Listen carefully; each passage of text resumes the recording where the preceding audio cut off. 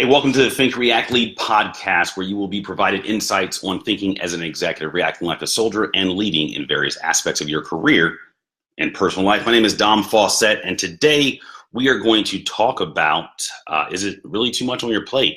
And we're talking about the mindset of being overwhelmed. It's not even a mindset. It's people just say they're overwhelmed and they truly believe that they're overwhelmed. Let me ask you this. Are you overwhelmed or are you underperformed? And the reason why I'm bringing this up is because I hear a lot of people say, and I've said this myself, I'm overwhelmed. But if you think about it, history will dictate, as it relates to you as an individual, what you need to do in the moment so that when the time comes, you're prepared. In the military, we kind of call this a 4 count or even command presence. But look at a baby. Baby starts walking or they start crawling first. If you were to try to take a crawling baby and make them walk in the grocery store, like, it's not going to happen. But what are they doing day in and day out is they are, or you as a parent are helping them build that endurance, build their 4 count. Today we walk a couple times throughout the day, or today we crawl a couple times throughout the day. We will try to walk, or even bring it back to, say, the automotive industry, which most people here know that I love bikes. I love motorcycles specifically. When you buy a stock bike, it performs the way it's meant to perform, but the moment you buy it, they tell you that there's a break-in period, right? And this is the period where when you break in an automobile, or you specific to a motorcycle, a sports bike, you kind of gun the bike. Like, you take your RPMs as high as they could possibly go. And you do this within the first, I'd say, 600 miles. And there's spurts that you do this in. So you start the bike, you hop on, and you shift and shift and shift until you get to the top gear. Typically, this is done on a dyno, but you can do it on the street. So you have it in a lower gear, and it's called pinging the needle. So you have 0 RPM, and you bring it all the way over to until it can't go any further. But that preps the bike for higher speeds down the road. Now let's just kind of bring this back into our life. We do this thing, and I'm guilty of, or I have been guilty of it, where I would come home right after a long day of work when I was in the corporate sector, and I would just sit down and watch TV, knowing there were things that I needed to do, right? Like, I needed to probably get the lawn done, or I needed to work on my business, or start adding some more chapters to my book, or do a podcast. But I felt that, I'm just going to be tired. Another way to look at this is most of us have ran at least once in our life. For many of us, we ran and we said, you know what? Nope, this sucks. I'm not doing it again. But the concept doesn't change. The concept is, if you run a mile today and then run a mile and 100 yards tomorrow and a mile and 200 yards the next day, eventually you'll get to 2 miles. But if you just woke up today and you're not a runner and you just jumped out to go do 2 miles, you might not want to do that, right? Why? Because it's just a sad feeling. You're halfway into the run. You're like, you know what? I don't really need to do this. It's not that serious. Well, whether in business or maybe even relationships, so not maybe our home relationships, but maybe relationships in the business world. One thing I had to start doing, which it was very hard for me to do, was be overtly nice to people. And I'm not talking about like people that are listening to this. I'm talking about being overtly nice to people that stab you in the back. Being overtly nice to people that talk about your spouse, right? Or being overtly nice to a family member that you just can't find a way to like them.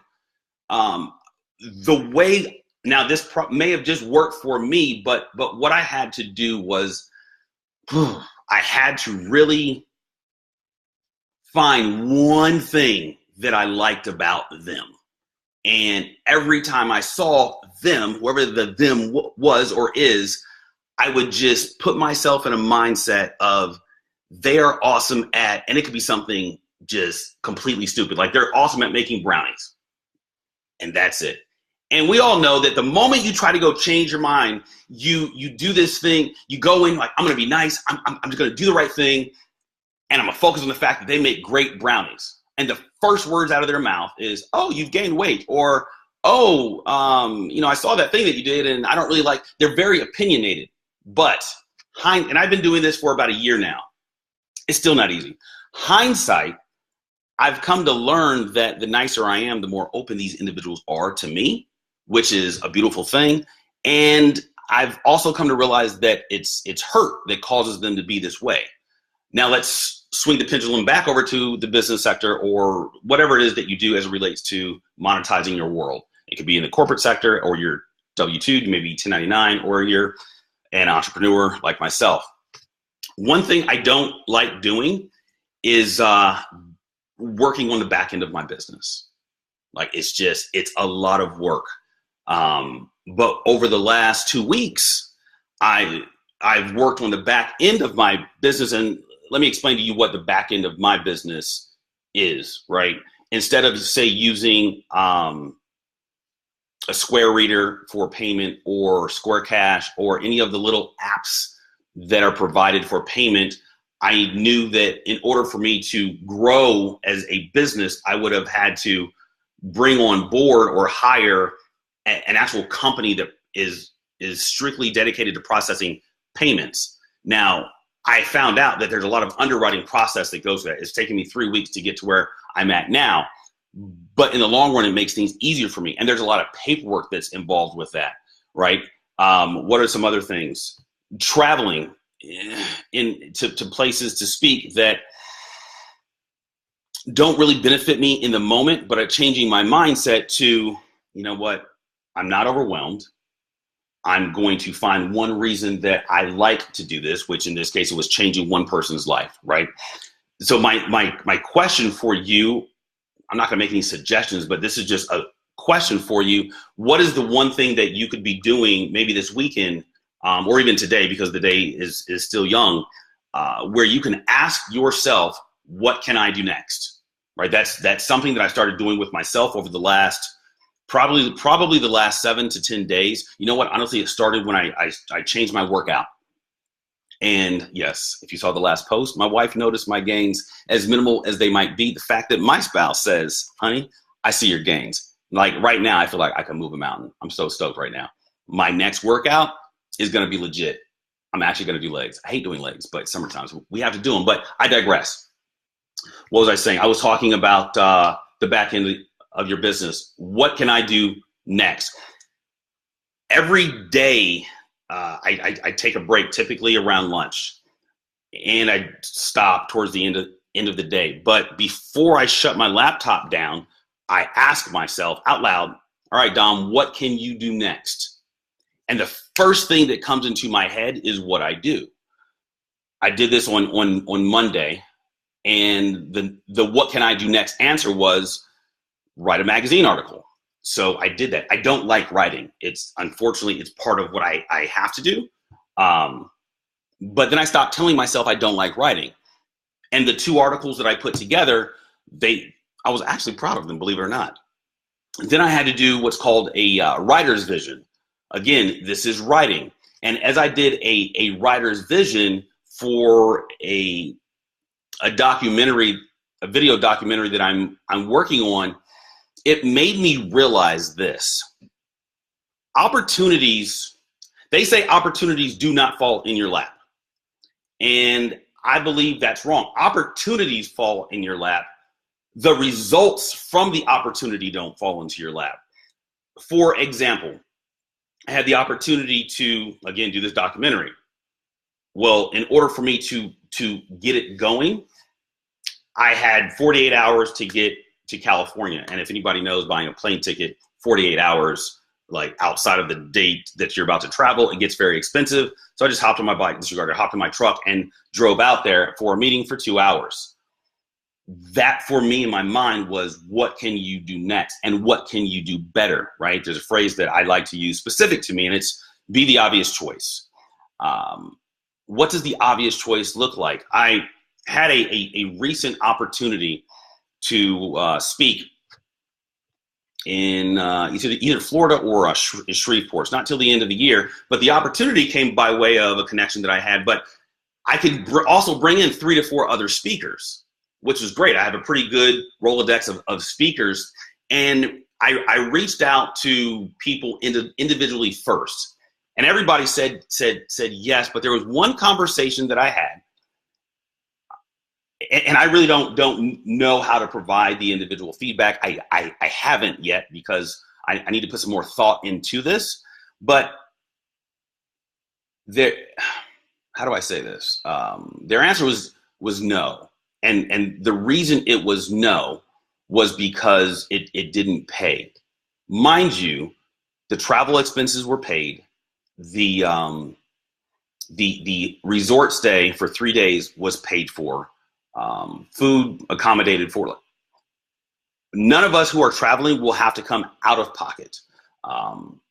They didn't know how large the audience was, and I wasn't going to share that information with them. I just needed to hear yes. Right. And they said no. And they said they're tired of speaking and not getting paid. There's so many opportunities that we miss out on. And I did this, unfortunately, in the beginning of my career, where I needed to know all the answers before I said yes. Well, my friends, there's going to be times where you just have to say yes. Right. And then the answers will come. As it relates to speaking, what allowed me to change my mindset was, I just want to make a positive change on one person's life per day for the rest of my life. So if I go speak to at an event, they tell me there's going to be 100 people there and 20 people show up, I'm not discouraged, because I could probably close half the room, right? And I'm not getting paid to do it. If you're planning on speaking, if you haven't been doing this for at least 5 years, more oftentimes than not, you're not going to get paid. The other thing is, when I looked at certain people's, actually one individual's Instagram and LinkedIn and Facebook and website or Google Images, there weren't any images of them speaking, right? So I'm not going to say you, but one can't ask for $1 million, and I'm just going to use large superfluous numbers. Yet they haven't spent much money on development of their business, development of themselves. Somebody asked me the other day, Dom, how did you get to where you're at now in such a short period of time? I left corporate in July of 2017. Here we are, June of 2018. And my first response was, I don't know. But then I had to think about it, because I really wanted to give this individual an answer. And one of my previous supervisors, directors, whatever you want to call them, her phrase was, just be the obvious choice. So the moment I decided in my mind to become a professional speaker, I looked at people like Tony Robbins and John Maxwell and Eric Thomas and Les Brown. And the first thing I noticed is that they all have a book. So I wrote a book. Then I noticed that many of them are on YouTube. So I started a YouTube channel.